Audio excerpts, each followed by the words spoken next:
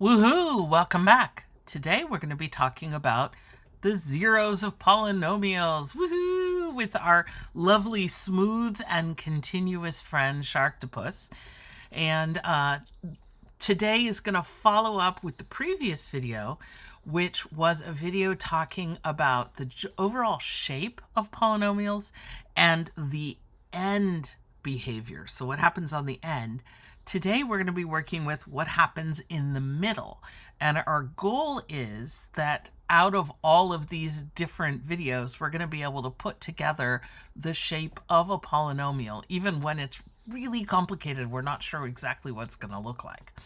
So this is going to be the second step to setting up those graphs. So this video is all about zeros. And to start off with, a zero of a polynomial is an x value. So we're looking for what x should be to make the polynomial, or y, equal 0. So, first question, let's pick a polynomial and find the zeros. Now, through the magic of television, I have already factored this polynomial, which is generally going to be your best choice. If you can factor the polynomial, factor it. If you're not sure how it factors and it's quadratic like this one is, you could use the quadratic formula.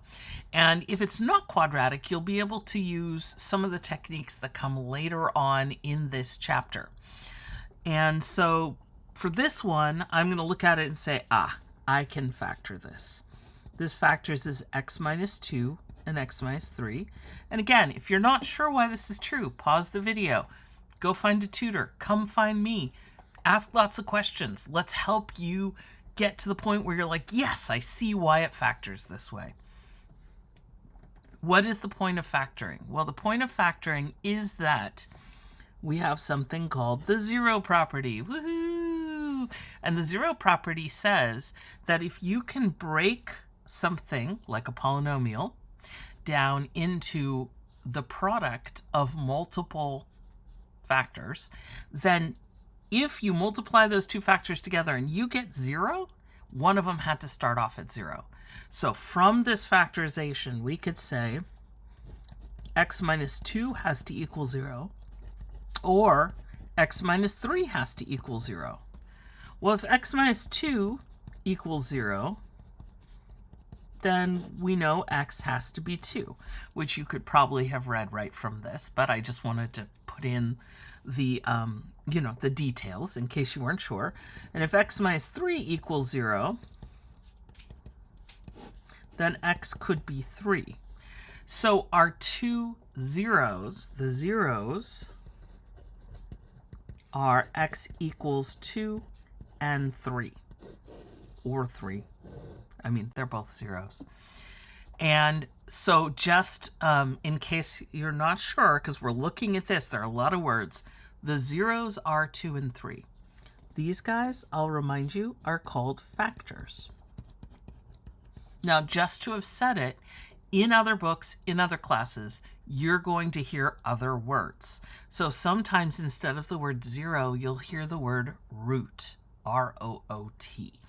And root in this setting means exactly the same thing. So you might hear someone asking for roots. And a related term is a critical value. And you may find that that gets used in this case, although less often in this particular setting, but they are all related. So you might hear different terminology, but the game is find the x values, which, like if we plug in 2 squared is 4, minus 10 is negative 6, plus 6 is 0. So it's the number that x could be. So if you set x to that value, the whole thing becomes 0.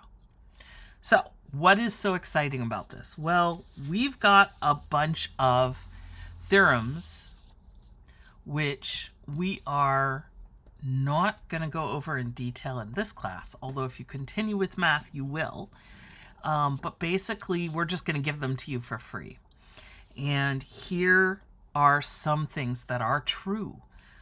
Real zeros of polynomials. So remember, real means real numbers, not, well, it also means real numbers as opposed to imaginary numbers. But it means, that they could be pretty much any number, not just integers or whole numbers or natural numbers.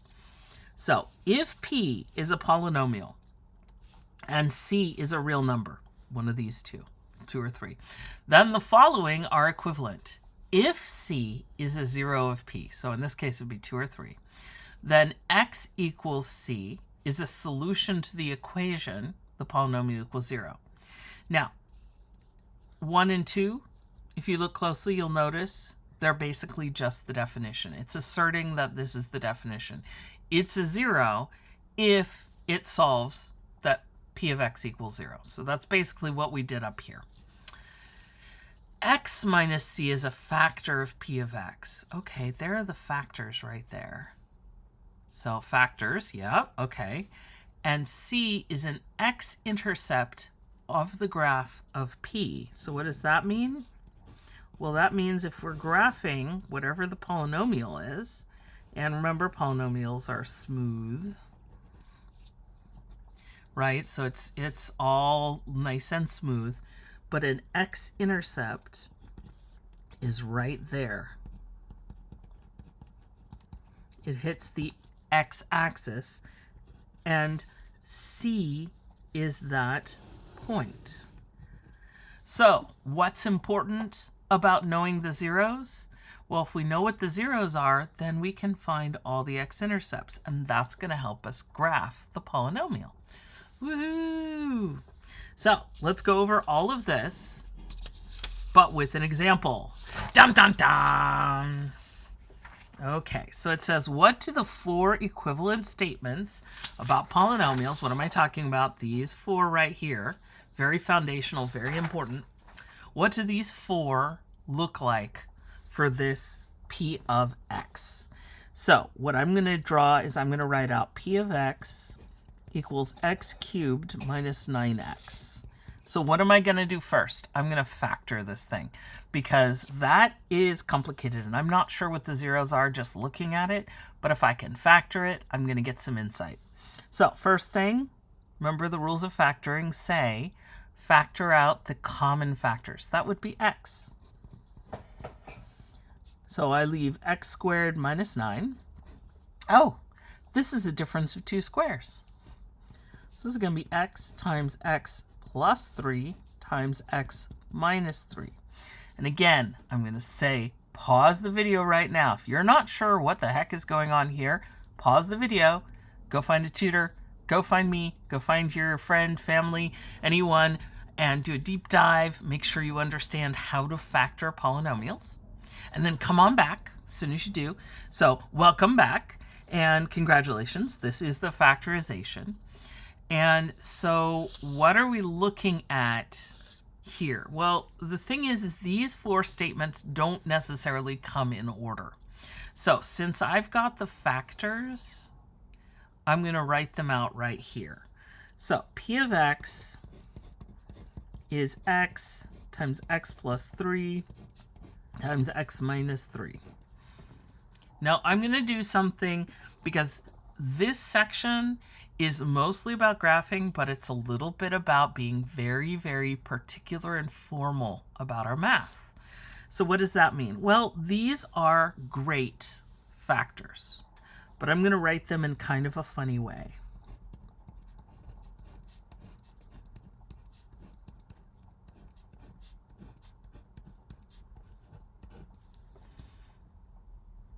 So take a look. Instead of writing x, I wrote x minus 0. Oops, sorry. I made marks. Oh no, stray marks. This is just fancy. This is putting x into a tuxedo and making it fancy, right? What is x minus 0? X minus 0 is x. So I'm saying that this x is going to correspond with a 0, 0. Now, x minus 3 I didn't change because it already had a minus in the middle. See how it's supposed to be x minus? But what did I do with the plus? I turned it. So this is a case where we took a plus, and I'm going to separate it out. Sorry, let me get back in focus. I took a plus, and I separated it into 2 minuses. So x plus 3 is x minus a negative 3. C right here is 0. C right here is negative 3. C is 3. Now let's come up here. C is a 0 of P. P of x equals x times x plus 3 times x minus 3. So how do I find the zeros?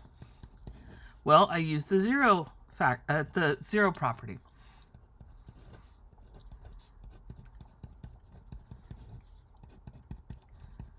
Right? Set each of those factors equal to 3. Well, x equals 0 is already done. And that is this one. Now, what happens when I've got x plus 3 equals 0? I have to, oops. I don't have to add anything. I subtract 3 from both sides, and I get x equals negative 3. That's this one down here.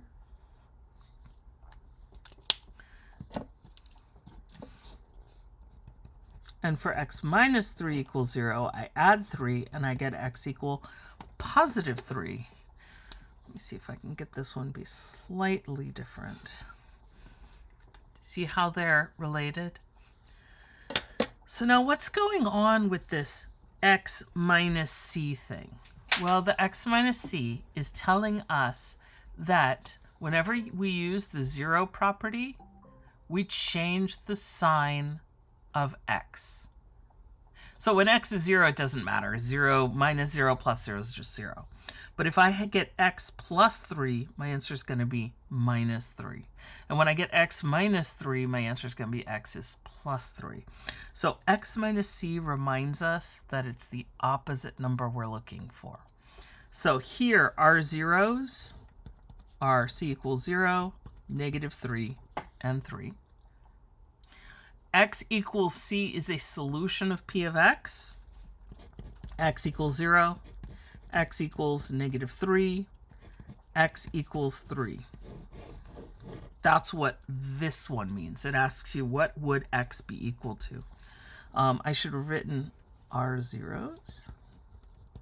I'll put this one in a box. And then this one is, these are the factors. So they're right there. Those are the factors. And again, when we're looking at this theorem, we are looking at a very particular format. You put it into the x minuses. Now, are we actually going to use this? Yes, we're going to refer to it, but most of the time we're going to stick right here. That's the 0 property. That's what you were taught. And then what are the x-intercepts? Oh, you don't need to know that. What are the x-intercepts for the graph? So the x-intercepts are going to be 0, 0, negative 3, 0, and 3, 0. Does that make sense? When x is 0, y is 0. When x is negative 3, y is 0. And when x is 3, y is 0.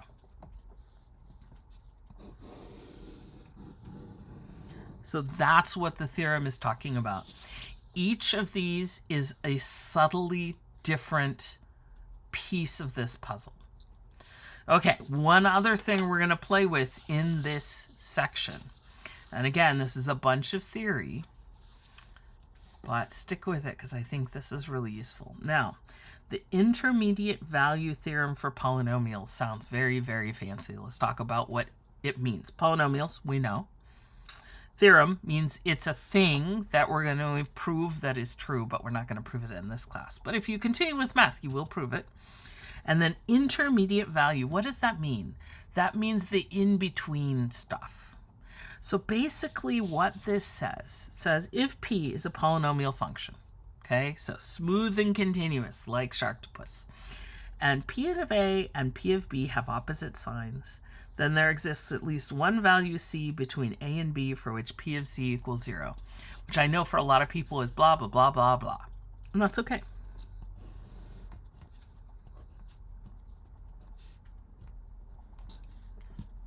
So let's start with a and b. And let's say that p of a is up here, positive, and p of b is down here. The claim is that in between. So no matter how smooth and jiggity-jaggedy, well, it's not really jiggity-jaggedy, curvy, there's going to be a point for us to get from up there to down there. There's got to be a point here where the y value equals 0, where it sits on the x-axis. Okay, what if it goes the other way around? What if at A, P of A is down here, and at B, P of B is up here? Okay, then again, I can go smoothie, but eventually to get from P of A to P of B, to connect the dots, there has to be a point here in the middle that is on the x-axis. Now, why do they have to have opposite signs? Well, if we've got 2 points that are both above, if they're both positive or both negative, is there any guarantee that they go through 0? No. I mean, could they? Absolutely. But you could connect the dots and never hit the x-axis. So what you're looking for, if you're looking for that 0 right there, right, you need to find a place where the polynomial goes from plus to minus or from minus to plus. I know, and Chai is really excited about this. Thank you so much, love. Yes, she wanted to emphasize how important this is, because she understands that later on in math, there's actually a bunch of theory around this, and it's a very cool way to find zeros when, if you can't factor it, if the numbers are just so nasty, you can actually look for these situations and narrow down where that 0 is. There's lots of really cool stuff later on in math.